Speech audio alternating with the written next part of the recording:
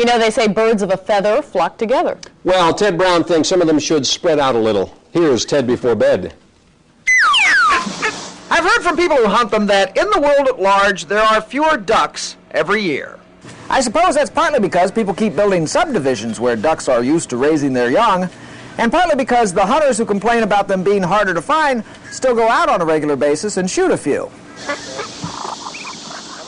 Don't get me wrong, the biggest thing I have against hunting is you usually have to get up real early to do it. I'd rather bag my meat at the supermarket. You can find one of them open most any time. But getting back to it, the people who complain about not having enough ducks apparently have not been in my backyard. We have plenty of ducks, but on the attractive scale, most of ours are to ducks what the elephant man was to people. They are called Muscovies, and most of them look like they were raised too close to a nuclear waste dump. That may be why we're currently undergoing an explosion of Muscovy ducks on our lake.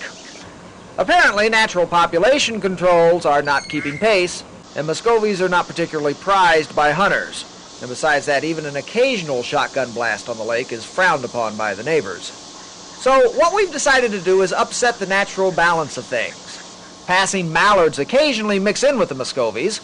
Now, when it comes to desirable ducks, mallards don't compare to your canvasbacks, or certainly not, say, to your rainbow-colored wood ducks, but still a mallard next to a Muscovy is comparable to Julia Roberts standing next to Lyle Lovett.